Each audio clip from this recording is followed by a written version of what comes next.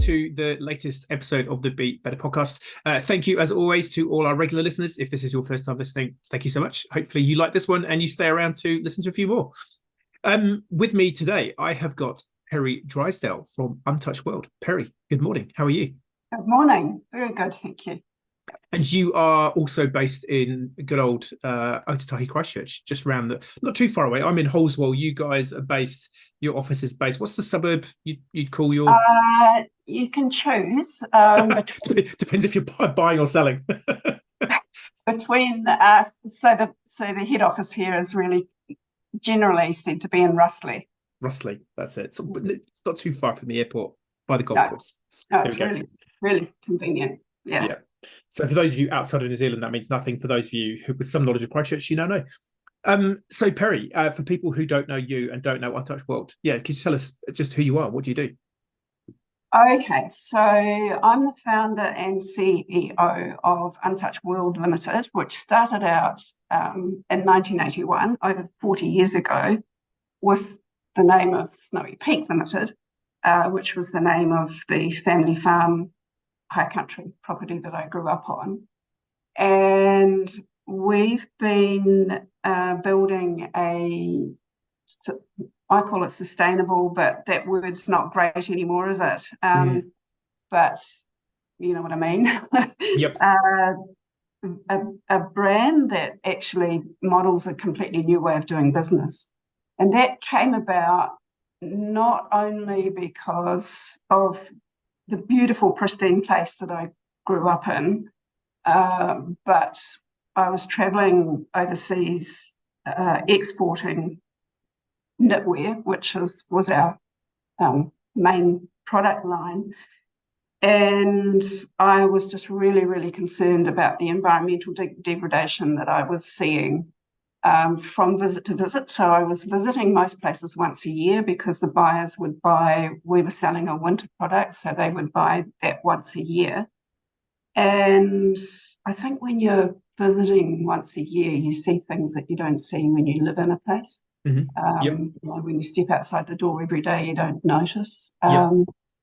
And because I was traveling long haul and because we didn't have digital in those days, I was reading newspapers from cover to cover. You know, you'd hop on a plane and there would be newspapers from Africa lined up at the door. And I just realised that with that and some other things, that we were lauding business but also economies for growth. So the biggest GDP growth in those days, I think, was Japan. Everybody thought Japan was amazing.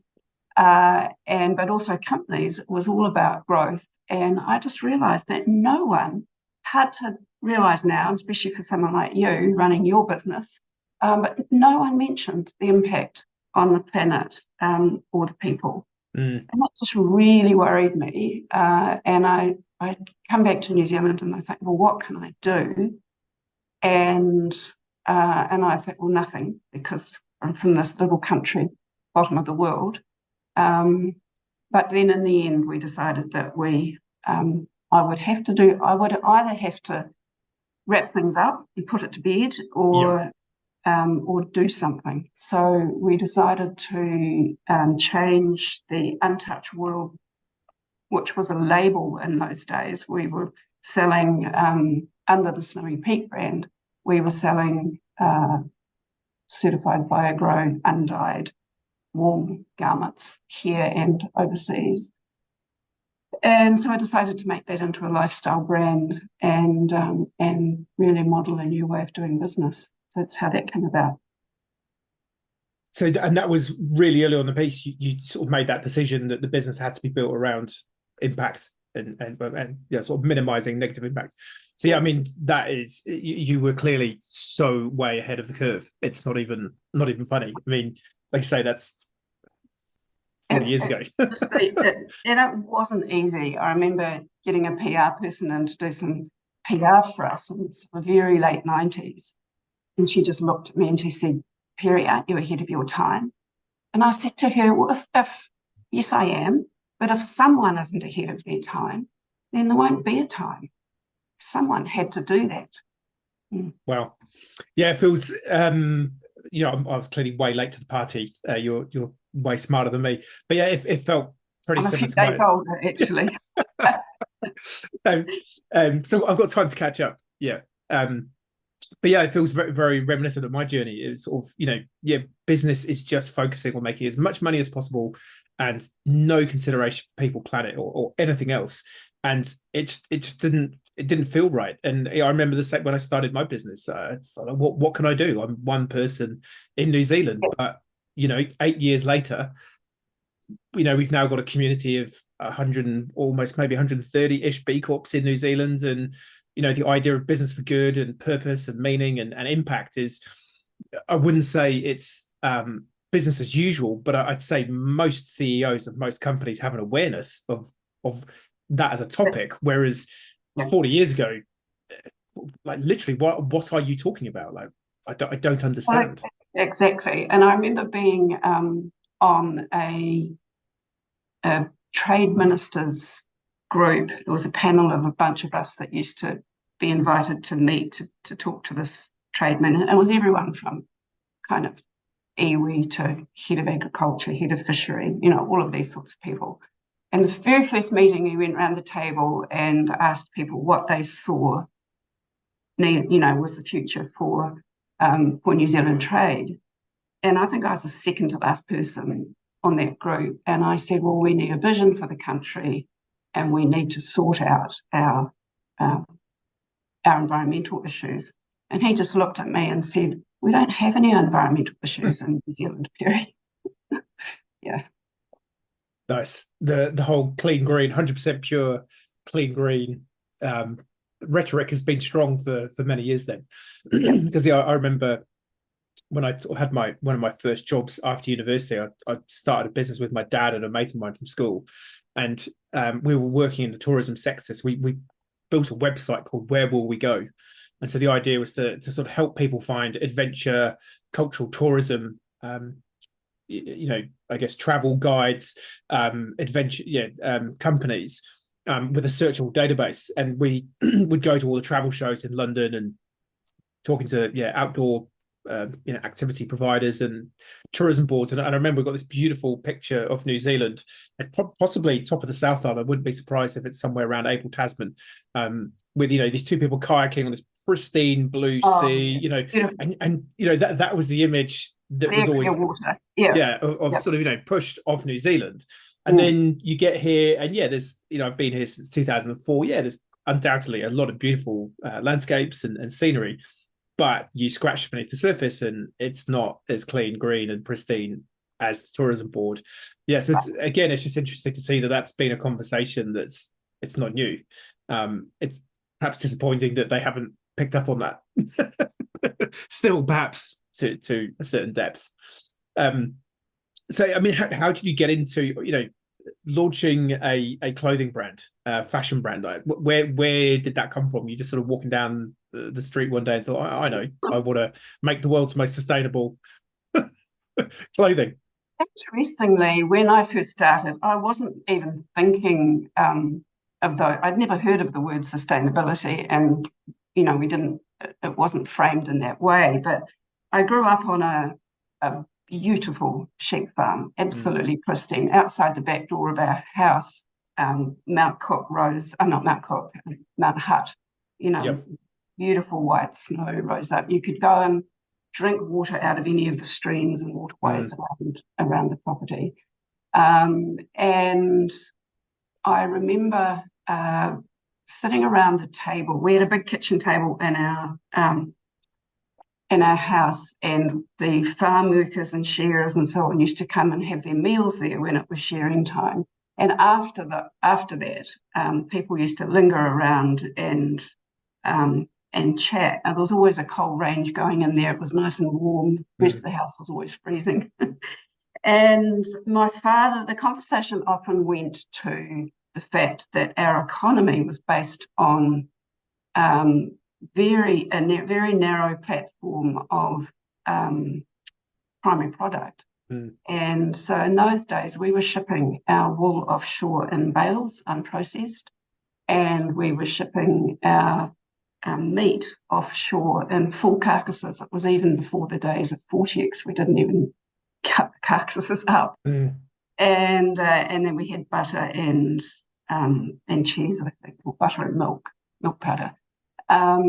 And so, and most of that was going through to the UK. And my father was quite a forward-thinking man, and he just used to worry about if that door closed, what then happens to the economy. And that was prescient thought, obviously. But so I thought, well, what I'll do to help in your 20s, when you can do anything, is add some value to New Zealand's primary product. So I thought, well, what do I know? I know wool. What else do I know? I know little people, kids, because I just had 2 babies, and I'd had the most amazing career in the cardiology space, which I'd had to give up to have children. Those were the days when there was no maternity leave and no part-time work in that field. And so that, coupled with an experience when I was 6 years old that curiously I still remembered, and I still remember now, around that same kitchen table, as a 6-year-old, I was sitting there when my mother was emptying out the padlocked mailbag that used to come 3 times a week. And this day, out of the mailbag tumbled this little brown paper wrapped parcel. And she opened it up, and inside it was a box of with a pair of little red shiny shoes in it for me to wear to the first wedding I was going to be going to. And I remembered her taking these shoes, or one of the shoes, out of the box and turning it over, and there were 3 little words printed on the back of that shoe, and it was made in England. And she said, made in England, that means it'll be good quality. And that power of country brands stuck with me. Now, I don't think any of us today would probably make that connection between made in England necessarily being good quality. But that's where it was in those days. And so I figured that if I made some product out of our primary product, wool, and then wrapped the country values around it that I saw at that stage, which was, friendly people, beautiful blue skies and clean water and so on, that would be something that I could export. So that's kind of how that started. And I didn't really know how to knit. I asked a neighbour to teach me how to write patterns, and I started with 10 outworkers. I made up a little pattern for 1, 2 and 3-year-olds for a little hooded jacket and little mittens. I didn't have the skills to put thumbs in the mittens, so I just made, something, put a tie around it so they'd stay on. And I love it. Little booty things that I some sheepskin in the bottom of, and I took those to what was called Trade and Industry then and said, I want to export these. So that's how it started. Total naivety. Which I think sometimes is the only way to approach starting your own business, because if you actually knew how horrendous the journey is about to be, you would. I would not have started. I keep saying to people that, my next business will be something like, I don't know what, but something that doesn't change every season. It's a tough industry, in that regards. But I think the naivety is what I think. I think it's the only thing that gets people into business. Possibly also the only thing that gets people into parenting. Still, it's like, it'll be fine. Our kid will be great. It'll sleep. It'll be perfect. It'll. It's like, of course it will. Because I think the analogies between business and having a family are pretty similar. And so you went straight for the idea of export. You didn't sort of go, I might try the local market in. The farm. I didn't. So you clearly had must have been the big skies of the Mount Hutt vision of just going to go big. We were about, so I think at that stage I had our youngest was under 2 and our oldest was 3, and my husband was going to be going to the Midwest of USA on sabbatical for a year, and I thought, how on earth will I cope with being in a 700 square foot university house with snow up to the windowsills 3 months of the year? I will need something to keep the brain engaged. So I had a conversation with the people that we were going to be over there with, some Americans that had been here, and the wife of the professor that was there, she thought that the idea was a good one, and so we thought we would go and sell these things in America. Just straight into the big leagues. I love Yeah. it. So your husband works at a university, or he was working at a university? He was at university, yeah. Right. Yeah. So hence the link over there. And so it sounds like there was the entrepreneurial spirit, a little bit of that from your dad, maybe, or at least that, just the thinking differently. I think so. I still smile a bit when he was trying to figure out what to do with the farm when he retired. And I said, I'll take it on. I'll turn it into a tourism venture. But I didn't even get a grant or an answer or an acknowledgement that I'd spoken. Because girls don't do those sorts of things. Right. Was there do you feel there was a bit of that you've had to push through, the kind of, I mean, getting into nursing, was that partly a kind of, well, that's what girls just go and do nursing? Was that an element? I was educated to marry a farmer and to have a fallback career in case the farmer died. There was in those days, no thought that the marriage might fall apart or anything like that. Yeah. But I knew I didn't want to go nursing. I knew it wasn't kind of going to be enough.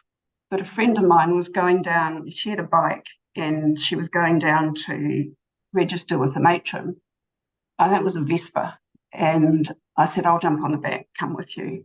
And the matron turned to me after she registered my friend and said, shall I put your name down too? And I said, oh yeah, okay. So that's kind of how I drifted into nursing. Yeah. It's interesting. I was saying before we started, I've just recorded a podcast this morning with a couple of mates of mine, Laszlo and Bea. They've just started their own podcast all about purpose, and what is it? How do people find it? And that was one thing we were reflecting on. The vast majority of people get sent on a path in life that's not really their choosing. It's because mum and dad or society or whatever say, well, no, you will just go and do this, and because that's just how it's always been. And so again, it's interesting. Like, I think you have clearly been a trailblazer all the way through, because I imagine, must have been some interesting conversations, or were you sort of out of the family setup at that point to say, well, no, I am going to start this business, or was it because, well, you're a stay-at-home mum, so if you've got like a little side gig, we're not too fussed about that. Yeah, no, the starting point was the stay-at-home mum and it'd be a little side gig, but I think I was about, I don't know, 7 years into it, might not be that far, when I was rushing out the door at 3:00 to go and pick my daughter up from school, and it was quite stressful, quite a short day, and someone said to me, for goodness sake, get a nanny. And I thought, oh, nanny, that's a good idea. And anyway, I was asking around. I think we went to a dinner or a party, and I said, does anybody know of a great nanny? And then I think the next night I was at another dinner, and the beautiful hostess of that dinner, she's a great friend, she said to me, what are your priorities? She said, my priority is my husband and then my children. And then the next day she took me for a walk to see if I'd actually thought about what she'd said. And that was kind of the environment that I grew up in, or started the business in. And I think it's different now. I think women, if they don't have a career, they get. I'd say it's it's almost flipped the opposite of oh, you want to be a stay-at-home mum, or don't you want more out of life? And I think I guess there's no right or wrong answer. It's and again, it comes back to that purpose piece. What is it that you most want to do in your life? Like, if you want to be, I think it's fair to say that there is a predisposition that the mum has more of that maternal instinct, that means that it's better perhaps that they are at home than a dad, if possible, but either can work. But I think it's like, well, if you want to be a stay-at-home mum, go you. I mean, there's nothing wrong with that. It's yes, I think it's definitely flipped now, where if you haven't got a side hustle or a business, or you're not trying to be, I don't know, something as well as a mum, which I think there's I guess we're living in a pretty good time in terms of, you know, humanity's existence over the arc of history, but there's always some pressure societally for you to conform one way or the other, and I think, yeah, it's slightly different right now. Cool. So yeah. So how did you go in the US? Were you tripping over your first sales, or was it? Were people like, I'm pretty good for mittens actually now, Peri. I've already bought 10 pairs off you. It's pretty embarrassing, really. So we set up. We were really early into this brand new business. In the second year, I set off the US, and I had a whole bunch of meetings with this beautiful American woman. And I remember sitting in a meeting in Lincoln, Nebraska, and the buyer saying, "Yes, I'll buy these. I'll have 2441." And I remember thinking, what the hell's 2441? You know, I had no idea. And that was like, in their language, 234s, 236s, 238s, and 140. Right. But, you know, I was just so naive. And I remember asking another customer, what's the difference between margin and markup? You know, right. I genuinely didn't know. Yeah. So I came back from that trip thinking, okay, you're not quite ready to export yet. Yep. But I had walked out of when I got to Trade and Industry saying I wanted to export the items, they had said to me, look, you need a local market first. And so I had walked out of that meeting, which was behind the cathedral in Christchurch, and crossed the square. And in those days, there were 3 only retailers selling to visitors. And I walked into the biggest one and asked to see the manager and said to him, would you like to buy these? And he said, yes, I'll buy those. I'll have 3 dozen of those and 1 dozen each of those. And he said, you better put a label on them, because I didn't even have a label at that stage. I don't think I even had a name for the company at that stage. I don't think we were even a company at that stage. Right. And he said, I'll just put handcrafted in New Zealand on them, which is what I did. And then I walked into the next shop and got an order. And so it started really quickly with 10 out workers became 500 within 4 years, and that's huge. Wow.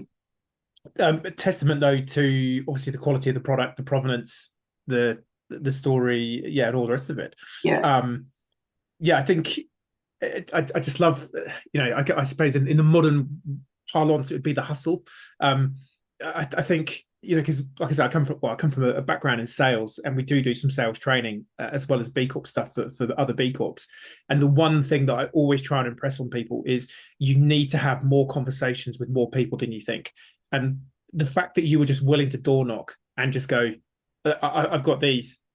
I think that's a skill that most people haven't got this day and age, or whether it's a mixture of the naivety, but clearly there's some courage as well. Just go and knock on a door and say, would you like to buy my products? But I think this is the thing. If you go and knock on some doors, typically you're going to get a response, and either you'll know that you've got something that nobody wants. Well, okay, I've learned something, or you get some sales.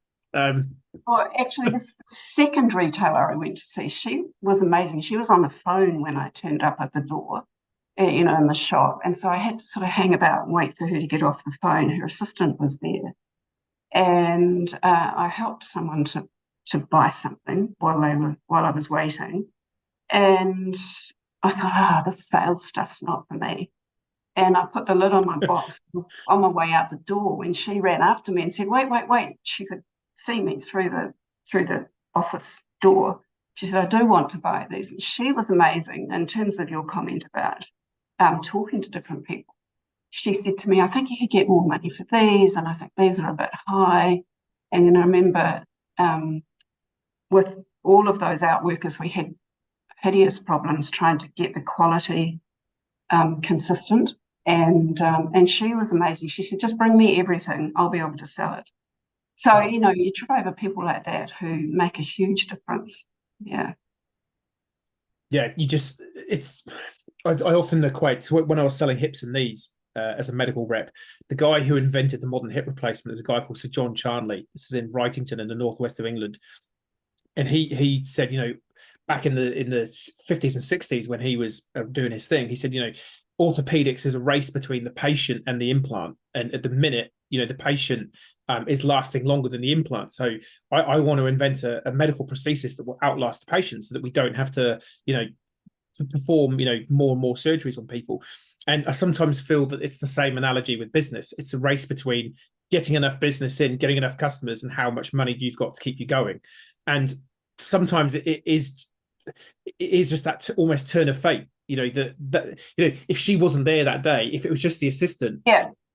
She might have gone, yeah, they look all right, but I'm not going to bother my boss because she's busy, or whatever, And so, yeah, sometimes I think it's being open to those moments, but also recognizing the offer that is being extended from people, and being, humble and gracious enough to get to recognize, well, I don't know what I don't know, and this person clearly knows more. So, yeah, again, sort of kudos to you for recognizing that, and sure, thanks. I think there are some advantages of starting when you're very, very young, because at that stage, you don't know. Yeah. When you get to this ripe old age, people expect you to know. So it's less easy to own up to not knowing. But I mean, I firmly admit that I don't know anything, and I look back on the people that teachers, parents, other adults, and you go, oh wow, they know everything. But then you get to being that age, and you go, nope. it's all just, we're all just winging it, giving it the best go that we can. So yeah, absolutely no pressure for you to be knowing everything. And so the outworkers, so that this was sort of like contracted, outsourced manufacturing, basically. Yeah. So how was that working? So I got to year 4 and realized that every second garment that came in from those outworkers was what I called a second. I've always had ridiculously high quality standards. Would have been much easier if they weren't as high. So my mother and I used to traipse around this area actually to the businesses and sell the seconds off at ridiculous prices. But I then started looking for a computerized human that I could program to knit these things, and they wouldn't make mistakes. And long story short, we bought in a knitting machine from Japan. It was number 1 off the production line on its chassis. It's number 1. Wow. Of a new generation. But I didn't know it was number 1 when we ordered it, and tried to get out of it when I found that it was number 1. So I knew enough about machinery to know you shouldn't get number 1. Yeah. Anyway, I couldn't get out of it. The thing was delivered. It was a nightmare. But fortunately, my husband is a really clever guy, and was able to work across physical, computer, and electronics. And we had mortgaged our house. We'd got a loan from Development Finance Corporation for 27% interest, and they had popped our house in as collateral just for good measure. So we were in it up to our eyebrows, and we had to make it work. It was a really tough 3 months when that thing first arrived.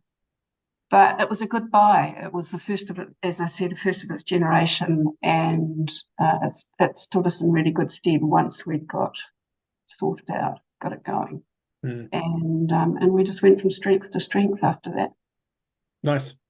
And so how did these sort of so you said initially you're just selling sort of unlabeled mittens without thumbs.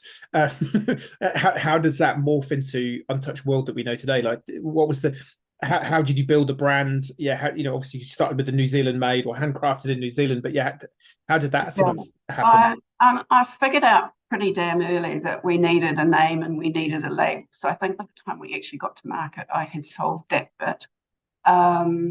And so initially we had that brand, Snowy Peak, and then underneath that brand we had Untouched World, which was, as I said, certified organic, BioGrow organic, undyed product. But then we had other little sub-stories under that. And I think it's just that hunger to learn. And I would talk to anyone. I went to conferences overseas. I contacted walls of International War Secretariat, went to see them, head office in Delft. They put me in touch with some amazing designers. So we had designers in Germany and Japan and Italy, because we didn't even have design here in New Zealand at that stage. So it was just one foot after the other, really, the whole brand building thing. But the Untouched World logo, the Māori kite, interestingly, that was actually presented to us as an idea by a beautiful Italian designer that we got in touch with. And they had seen a spread in the, I think, International Geographic magazine about the Māori kite and how for Māoris, you can see it on the wall behind me, that they would, how it flew in the air currents, they would prophesy the future. So for them, it was like a link between them and their spirit world. So we figured that that was a really great metaphor for what we were trying to do. It was an outcome of man and natural materials. And so that's been amazing, because that's resonated worldwide, that logo. Yeah. And that's super cool. So when did the logo come about? About 1998. Oh yeah, so a fair while down the line. Yeah. And did you see, was there, was that like a bit of an inception point for the business? Did that sort of feel like it had like galvanized it and pulled it all together? Yeah, totally. So in I lose track of the years, but I think it was about 1999, we opened our first concept store with Untouched World. And then in 2001, we completely revised the whole positioning of the brand, because when you're, as you will well know, when you're in this sustainability game, everything has to be perfect. The quality has to be perfect, and it's not cheap. So we changed what we were producing, and then opened 2 more retail stores in 2001. So it got going quite quickly initially. That's super cool.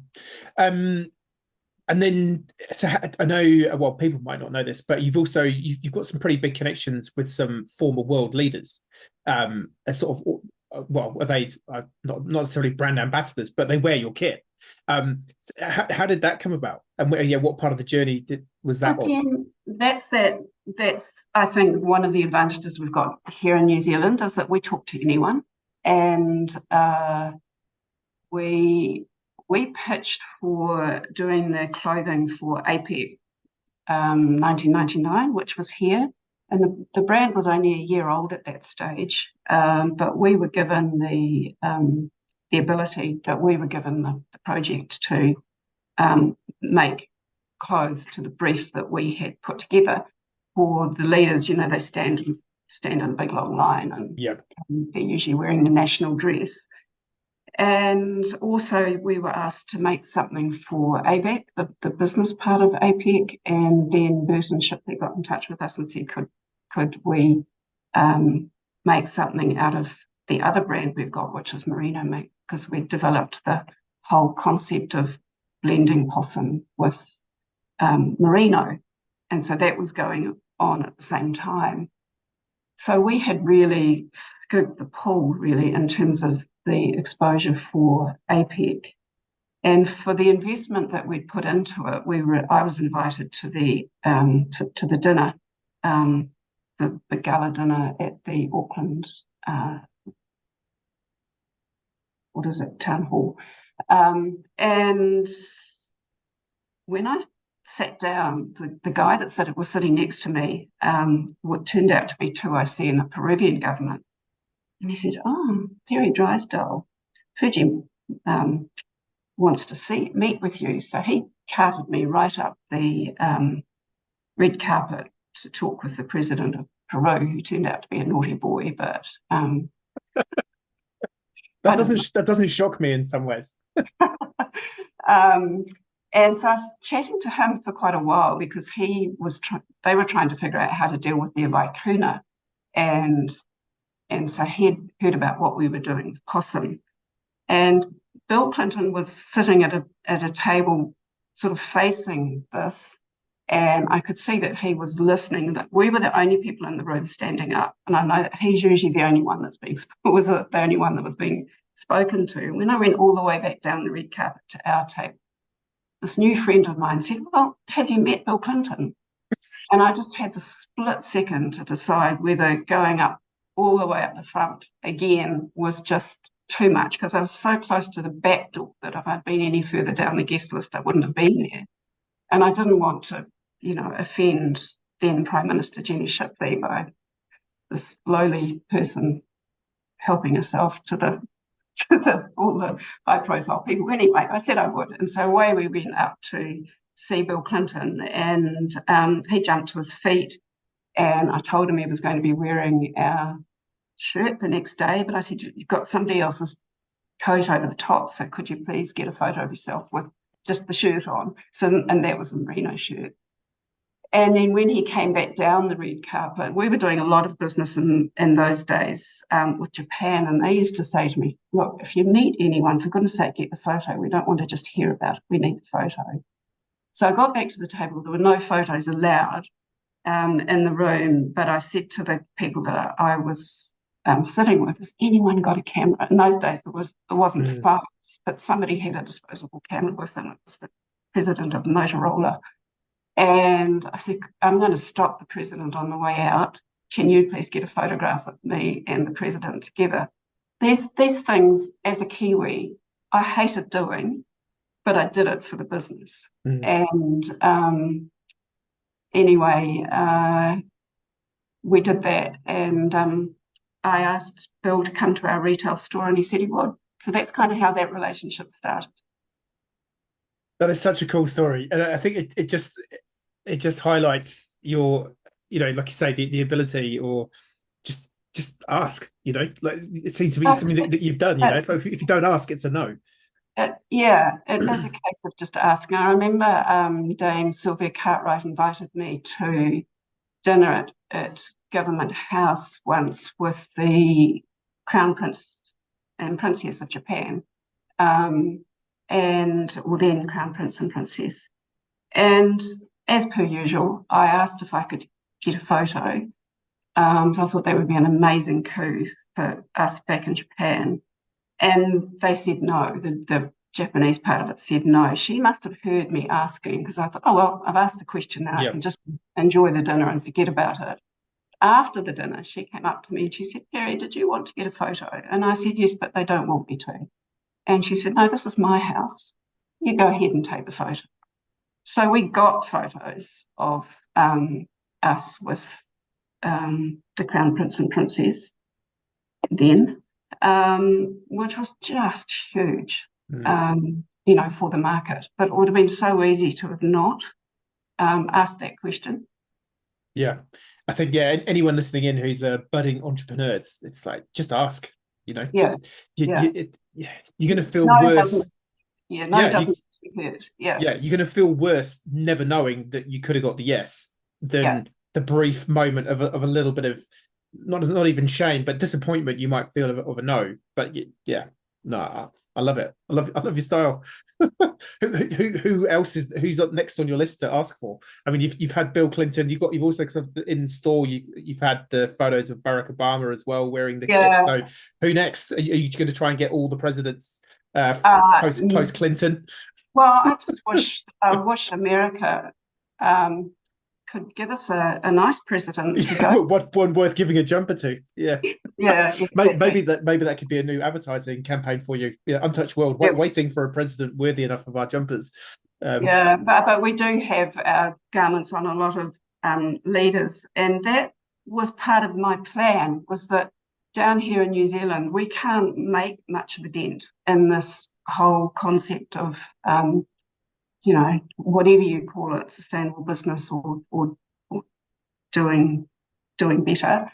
And so I figured we have to figure out how we can get that message out and get that influence out. So when those leaders get our garments gifted to them by our government leaders, which is how quite a lot of it's happened.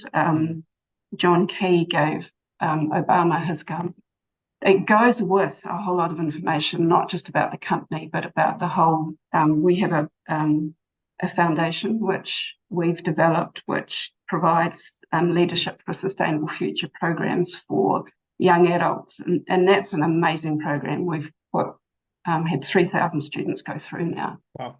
So all of that information and all of the information about sustainability that we've been doing and the things that we think about and the actions that we take, that goes in, quite a pleasant pictorial information with the garment. And that, I think, has been really helpful to get that measure out there.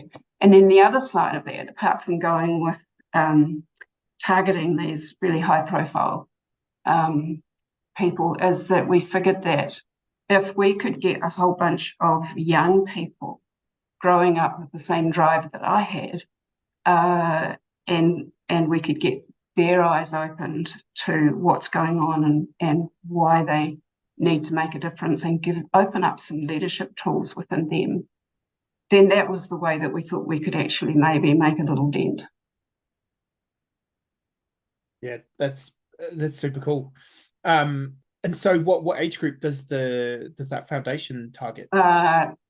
17, but we prefer them 18. So 17 up to 30. We're now exploring doing some young corporate level ones as well. Yeah. Because we've had that request. But it is amazing that these programs they do change the trajectory of people's lives. Just it's phenomenal. Yeah. And I think we need more of that. So yeah, that's super cool. I think it just shows the depth to the impact that you're having. You're not because I guess the fashion sector in general in the modern how it's operating in the modern world is fast fashion, exploitative child labor, you name it. We all know what it's about. Plastics, petrochemical materials, and you're the complete antithesis of that, and have been since day one. So it feels like you clearly are like the original leader in a lot of the stuff that. I mean, it's interesting how far ahead you are of almost every other fashion brand, but it's sad that no others have maybe come and knocked on your door and said, Peri, can you just give us the template? Like, how do we do more of this? Maybe hopefully some of those young leaders that you've got will be permeating into some of those companies now. Yeah, we do occasionally get someone knocking on our door saying, can you come and help us?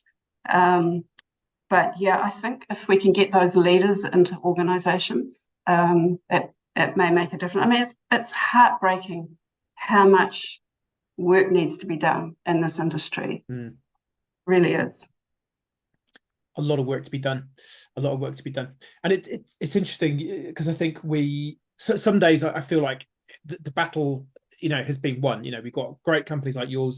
There's a handful of B Corp fashion brands, I guess, like Cowtail clothing, some really good brands. Little Yellow Bird companies doing I'd say at a similar level to yourself, but then at the same time, I see my 11-year-old daughter being bombarded by adverts for Shein and Temu, and just buy this crap, and so. And it typically feels like those companies have got way more marketing budget and are way more, penetrating than the brands for good. So maybe the battle hasn't been. Well, I don't think it has been won yet, clearly, but we hope maybe in the imminent future we will turn the tide. Yeah, I think Snapchat and some of the digital tools that young people are using now are actually making it worse because they are feeling that they need something new in each picture. Yep. So I'm pretty confident that there will be a swing the other way. I think it's in progress where the concept of wearing something twice is respected, being led, I think, by Catherine, for example, Williams Catherine. Yep. And that we won't survive. I mean, it's dramatic, but we won't survive unless it changes. I was just reading in the last week that I think over 90% of the water samples taken out of the Great Lakes in the US have got microfibers in them, plastic microfibers. And now there's a linkage between microfiber and dementia. So, wow. It won't take much of that kind of research to start to get some change happening. Yeah, I mean, in terms of environmental challenges, the microplastics and plastic pollution more broadly is the one that I'm personally the most worried about, because it's affecting us, like you say, to that level of endocrine disruption. There's a guy, I can't remember his name now. He's a professor at University of Canterbury. I've seen him give a talk. He's a professor of toxicology, I think, and he talks about how polystyrene basically mimics estrogen in the body. So the body can't tell the difference between polystyrene and estrogen. And polystyrene is now basically endemic in food and water and the environment. And so you're seeing the increasing female hormones in the male body, as well as overloading of estrogen in the female body, which is leading to all sorts of endocrine. And he gave this talk at a really cool conference. Shout out to Ewen Wong. It was a conference run by youth for youth. And in the questions, there was some great questions from the room, but I had a question. I said, so this is polystyrene. What about all the other plastics? And then what does polystyrene do when it's also with Teflon and it's with this and this and this and this? And he said, well, this is the thing. Like, we don't know. We can do the study on kind of the individual, but we haven't even done the study on all of the individuals. But we don't know what happens in this sort of chimera mix of all these things. And what are they doing to us? And it's... Oh, no, I'm totally with you. I've been talking to some scientists who think the whole micro fiber plastic issue is bigger than climate change. Bigger. I think for me, like climate change, we can adapt. Disrupting the, almost cellular structure makeup of your human body and all the bodies and the planet around us. I don't think, I think the speed of which that's happening, and we don't even know what the first order effects are, let alone the second, third, fourth. Exactly. And can we ever know? I think it's such a complicated thing. So in our industry, like way back, we used to use recycled nylon, from fishing nets or whatever, and we thought that was okay. But now, with all the research that we've done into the contamination of microfibers, we said, nah, we can't even do that. So it frustrates me that on the way through to trying to do a better job, so many apparel companies are lauding recycled nylon, recycled PET bottles. I believe some of them are even made so that they can be recycled, for marketing. So that is a really big concern, because some quite reputable companies haven't sort of twigged onto that yet. Yeah, I think, having interviewed quite a few people on this podcast now, I'm doing good is not black and white. It is massively grey, because like you say, seemingly it's really obvious. Okay, well, we'll recycle plastic because that's going to save the planet. But then you go, well, hang on a minute. Actually, if that means we then make more plastic because we can recycle it, but there's this other impact over here. Okay, back to the drawing board. And I think, I don't know, unpopular opinion maybe, but I almost feel the same about electric vehicles. We go, yep, that's great. They're saving emissions, but they're being made, the materials are being dug out by child slaves in the Congo, and we don't actually have a recycling end of life solution for them. And we don't have enough power to power everyone in New Zealand in an EV. So it's like, it's not the solution. I think I read of a quote that was 20% of the power was coming from coal to supplement what we could do. So Yeah, Yeah, and in some European countries now, like in Germany, they're importing coal to to keep yeah, the grid going yeah. because they've transitioned to too much. So it's not clear cut, and I No, think, but I think as humans, we want easy, clear cut answers, and particularly people in power in the government want to go, I've got the solution. It just looks like this, and it's going to all be fine. But it's not as simple as that. And so again, no, kudos to you for I think it's the bravery to go, because the obvious brand PR marketing angle would be to say, oh, look at us, we're taking recycled plastic and mixing it with our natural fibers, and it's all amazing. totally. But Yeah, so I think for me that the big sort of take home here is actually do do the mahi, do the work to understand the impact of the work that you're doing has to the best that you can, to know actually, are we going in the right direction, or are we actually going in reverse in sixth gear? And again, kudos to you for actually doing that and being brave enough to go, no, actually, this is not, no, from what we thank you. know, this is not it. We got so much flack for continuing to use um, poly bags for our clothing. And we know from the work that we've done that the very best thing you can do, which sounds counter business, but is use less. So buy stuff that's going to last. Because even if it's in our industry, even if it's 100% certified organic, natural dyed, whatever, it's still impacted the planet getting it to you.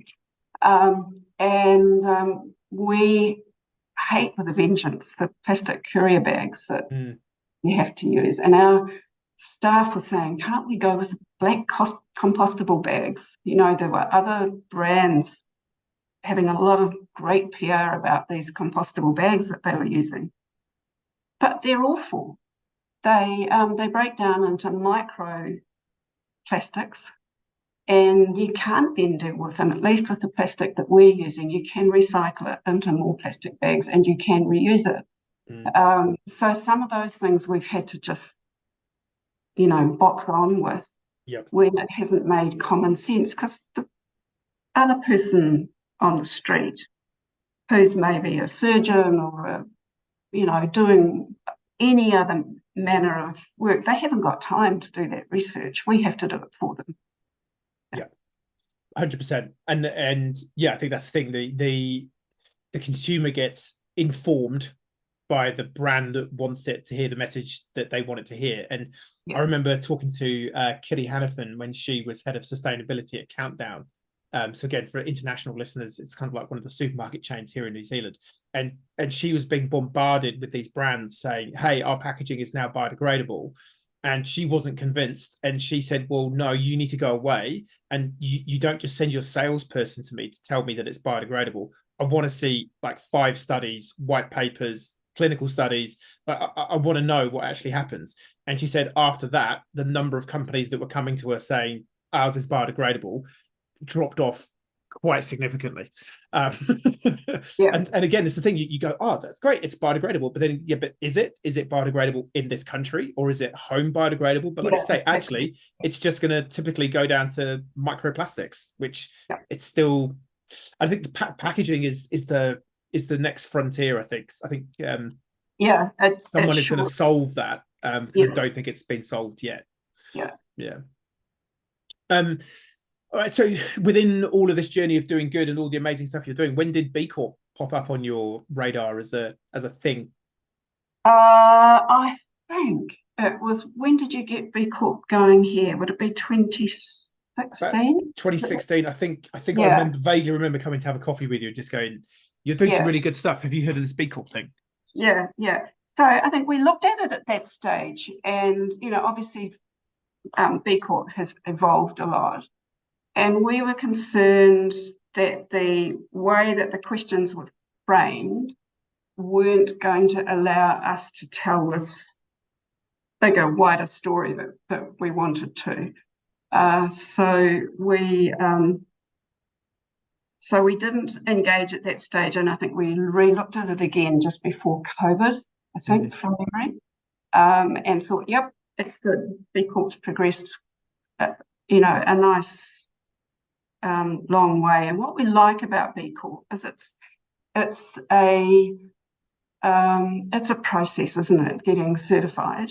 There's a lot to it, and I hope that you guys stick with it and don't take the easy option of making it easier for companies to get certified, because that person on the street wants to know when they see that B Corp mark that work's been done for them, that investigation's been done for them. So we appreciate the fact that we find that people around the world say, oh, B Corp, you're B Corp. That it immediately gives them a sense of confidence that what we're saying might be true. And that's when our sort of way back, our UN acknowledgement and UN let us put their logo on our garments. It had the same effect, where people would say, oh, they didn't need to do that work themselves for verifying what we were doing. So I think it's really, really, really important for B Corp. I think B Corp's amazing. Nice. Yeah, I think that, and that's what we're seeing, particularly consumer-facing brands like yourselves, is it's that third-party independent verification. Yep, we're making lots of claims. So what? Is it true? Because increasingly people are seeing through. I always feel like on this podcast I'm picking on the marketing people, but historically it is the marketing teams that make the claims that get put into the world, that then get found out that maybe they weren't as true as they perhaps could have been. And so any sort of highlights, good, bad, indifferent, from the journey itself? I think the process of going through the B Corp certification has made us aware that we hadn't documented as our policies as much as would be beneficial. So what that means is internally, I think everyone in this organisation knows what they need to be doing and why they need to be doing it. The dots that I hadn't drawn was that unless we have a formal policy that we can publish, then how do other people know that?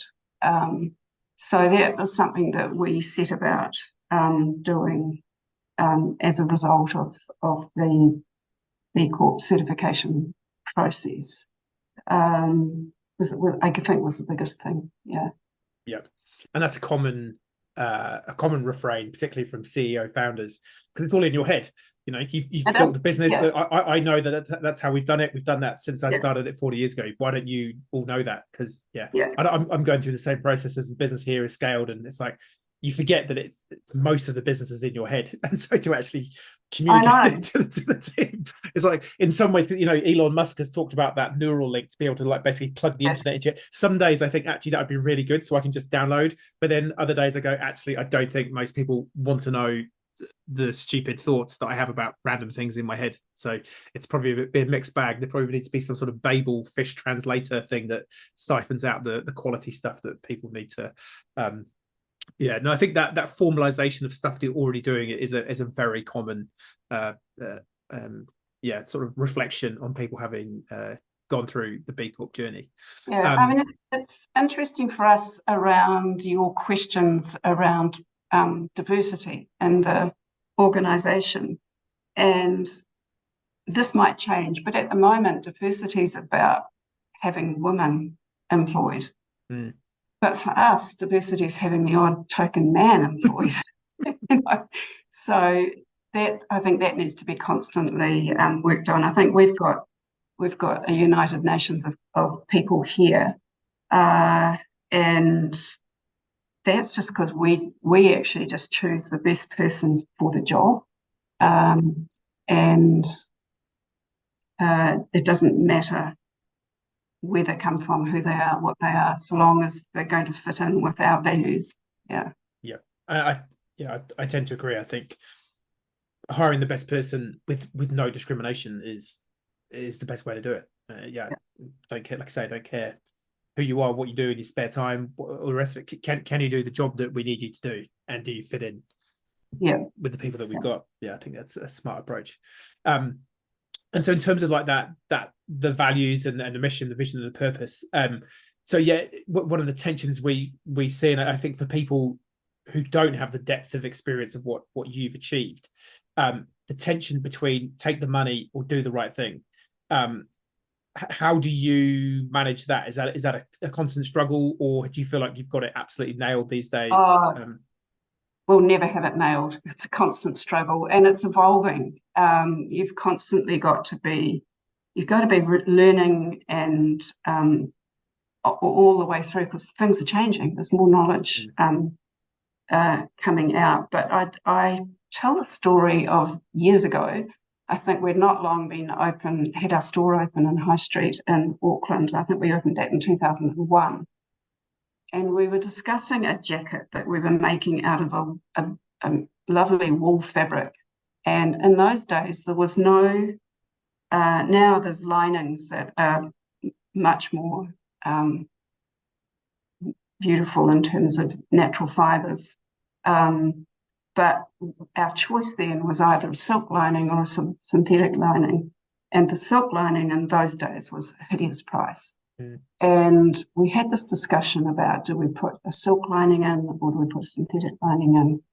And we decided in the end that we would put the synthetic lining in, because we thought that if we put the silk lining in, virtually no one would afford to pay that for that jacket. So they wouldn't buy it. They'd go somewhere else and buy another jacket that was nowhere near as, delivering as much good through the value chain. So, I mean, that particular example doesn't exist now, but it's just an ongoing thing. And these costs mount up. In our merino, we use ZQ RX certified merino, regenerative merino. There's a premium for that. Our spinner also buys merino that's just at auction. And it's got, it could be from mules. Do you know what mulesing is? When they chop the tails off lambs. It could be, quite bad environment that these animals have grown up in, and so it's cheaper. So all of that costing makes a difference. And we've got to balance it. And one thing I learned is that we need to tell that story. Sometimes we get so busy doing it that we forget to actually tell the customer what they're buying and how much benefit it is, and how much benefit it is to them in terms of longevity of the product or the impact. We have a beautiful project in India where we make T-shirts with a cooperative which was developed, and it came about because this family were absolutely devastated because they had one daughter who had got married, and the father had borrowed money to pay for her dowry, and then he had been made redundant. He had no income coming in, so he was put in prison, and every day he was in prison, his family was beaten, and it would be so until he paid the money back. But of course he didn't have a job, so he couldn't pay the money back. So it was, do they put the second daughter out for sexual slavery or sell her sexual things? What were the alternatives? So this was started. This organisation was started by a Christchurch guy, and it's amazing. They've taught these young people to sew, and they make these T-shirts. They do a really good job, but they cost more. They're not the T-shirts that you buy for $6. And our customers really, really, really happily buy these shirts when they know the benefit that has gone in behind the making of them. But you've got to tell that story. That takes time and effort as well. Yeah. And I think the thing we commonly hear is people are almost, because there's greenwashing, which I think most people know what that is, the marketing people making the claims, but there's green hushing, where people, and I think it's typically, I think in the New Zealand context, I think most Kiwis are pretty humble, and Kiwis that are doing good are pretty humble. And so it's like, well, actually, I don't want to talk about it because and I think there's something in, we're not talking about it because we're just doing it. But increasingly, I think it's finding the middle ground of telling the story authentically in a humble brag way that takes the spotlight off you, but actually, but kind of puts it on the thing. Yeah, I think it's a very hard line, or hard path to get perfectly right. But yeah, I think increasingly people are looking for those good news stories, and I think people are, they connect to that, and that's how you deepen that brand relationship, I guess. So yeah, it's it's balancing purpose and profit it's not easy, but I think that's the new role for the modern business leader, CEO. You got to start thinking about it. Do like to think as time goes on that balance will get a little bit easier, because the bulk of people, or an increasing number of people, are going to be looking for the meaning behind those purchases. Yeah, no, 100%. And I think as more people, more customers, more employees, more other stakeholders are demanding that each business does more good, it's going to become, I think, part of the governance conversation, part of the senior leadership conversation, instead of just, what are the numbers? Okay, well, what are the numbers plus what's our social impact being this month? What's our environmental, which is why we're seeing this big rise in people doing B Corp, because they're realizing, okay, we need a framework. Yeah. We need to know what other things should we even be looking at. And now that we know, okay, well, let's choose 5 of those as key metrics that we now measure and report against, so we know how we're doing. So, yeah. And so what do you think to the future of B Corp? Where do you think B Corp's off to? I would just like to see B Corp be tough on itself, to continue to do what you're doing and get more and more companies on board. But please, please, please don't be bought. Don't be bought by the big guys. Make sure that they are walking the talk, or it'll become valueless and it'll disappear. Yeah, if that makes sense. Yep, no, totally. I know there was a little bit of wailing and gnashing of teeth when Nespresso were, allowed to certify as a B Corp. But I kind of think, I would imagine that they probably had more scrutiny than the average company. I think some of these bigger companies, I know it took them 3 years to get the certification. So it wasn't just, hey, we've turned up, passed the exam. They had to implement a bunch of changes over 3 years. So yeah, whether you fundamentally agree with Nespresso, whether they should exist or not as a company, a lot of people don't like them because of the pods, but at the end of the day, it is a recyclable product. And are they any better or worse than, like you say, any company that's making clothing out of recycled fishing? You can get into the semantics of that. They're here. I'd rather that they're here and that they're a B Corp, and they now have immense amounts of pressure and accountability put on them by the B Corp community and the wider planet, than them being off on their own, maybe like a Cadbury with their own, what have they got, their own fair trade certification that they've done in-house. It's like, sure, you policing that as much as an external accreditation? Don't know for sure. Yeah, so no, I agree. It needs, we're still, based on the number of limited companies globally, we're only at 0.01% of companies globally are currently a certified B Corp. So it's not the gold rush yet. It's not, clearly this is not a mass, we're not even at 1%. So but I agree. I think, and having spoken to some people like Steve Arder from Eagle Protect, New Zealand's first B Corp, he genuinely feels it's got harder. I think they're on their maybe 4th or 5th certification, possibly even 6th. And he said, each time we don't just turn back up and resubmit. It gets harder to get across the line as far as he's concerned. That's good to hear. We're getting ready for our second round. So nice. I'll tell you whether it's harder or not. Yeah, we'll report back. We'll do an update to the podcast. Yeah. And then, so what does the future hold for Untouched World? Hoping for a better president to give a jump or two. But yeah, other than that. Yeah, I know we're quite excited.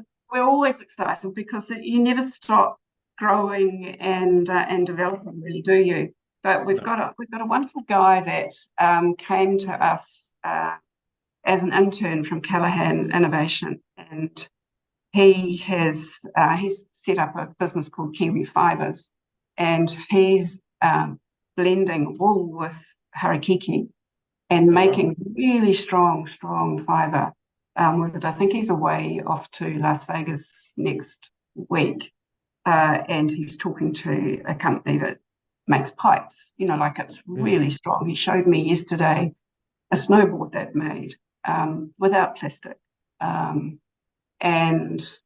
Anyway, we've just in the process of starting a refit for our head office store here, and we've got the change rooms done, and we've got stools in the change rooms with his fabric on the top of the stools. So it's really lovely seeing young people like that. I feel like he's me back he's the same age, he's 23. You're in that can-do phase, aren't you? And when you're in that can-do phase, you can do. You can make differences. So yeah, we're opening another store in Auckland next year. Well, actually, it's 2024. It's taken us a while to find it, and we've got more markets coming on stream. There's a lot going on. Yeah. Nice. I don't see you resting on your laurels. That's for sure. No. I couldn't. I think that's called boring, isn't it? There's a phrase when the first job I had in New Zealand was working for this Australian guy, John Meek, and he had the phrase constructive discontent. It's like just not happy with the status quo because it can always be better. And I think that sums up you. It's just I can squeeze this lemon. I know that there's a better way to do this, and it's so cool to see you like giving back to the you 40 years ago. Someone walking in and you're like, hey, I see this in you. And maybe, who knows, that lady who gave you that opportunity, maybe she'd had that opportunity before. You kind of like to think in some other world or in some there's like this unbroken chain of mentorship that's been passed down. I think that's so cool. Look, I'm just super inspired with what you've done. We just need to copy and paste Peri into as many other businesses as possible. And just love it. Keep doing what you're doing. I think the ripples of change that you have made and will make, particularly with your young leaders coming through. Who knows? Hopefully, the influence that you can have at that global level still when we get a better president with a jumper. Thank you so much, and thanks for being here today. It's a pleasure. Absolute pleasure. Yeah. Cheers, Peri. Hey, it's Tim here, that B Corp bloke from Grow Good. If you want more content on purpose, B Corp, how to do more good in the world as an individual or a business, then you know the drill. Hit the like and subscribe. Check out some of our other videos. They're probably floating around here somewhere. You know how it works. Thank you so much. See you next time.